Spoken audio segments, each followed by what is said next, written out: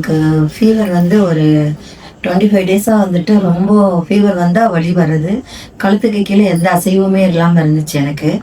நாங்கள் ஒரு 4, 5 ஹாஸ்பிட்டலும் பார்த்தோம். திருப்பி பக்கத்துலேயே ஒரு ஹாஸ்பிட்டலில் வந்து அட்மிட் ஆகி ஒரு வாரம் இருந்தோம். கிட்டத்தட்ட ஒரு 50,000 நாங்கள் கட்டினோம். அங்கே 48,000 சில்லற கட்டணும். கட்டி நாங்கள் பார்த்தபோது கூட அங்கே இருந்தது வரைக்கும் ஒரு 2, 3 நாள் வலி இருந்தது. மறுபடியும் ஃபீவர் வந்து மறுபடியும் வலி வந்து என்னால் நடக்க முடியாது. ரொம்ப கஷ்டத்துக்கு ஆளாயிட்டேன். என்னால் முடியல. அதுக்கப்புறம் சாரை வந்து பார்த்தேன். எங்கள் சரவணன் சாரை பார்த்தோம். பார்த்தப்போ வந்து ஒரு 1/2 ஹவருக்குள்ளே வரும்போது என்னை வீல் சேரில் தான் வச்சு தள்ளிட்டு வந்தாங்க. என்னால் முடியல. அவ்வளோ ஒரு பெயின். இங்கே வந்த பிறகு ஒரு பார்த்துட்டு ஒரு பேசி மருந்து கொடுத்தாங்க.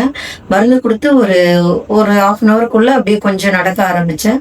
எங்கே போகும்போது நல்லா போனேன். ஓரளவுக்கு நடந்து நான் வீட்டுக்கு போகிற அளவுக்கு நானே போகிற அளவுக்கு போனேன். வீட்டில் போய் நல்லா சாப்பிட்டேன், தூங்கினேன்.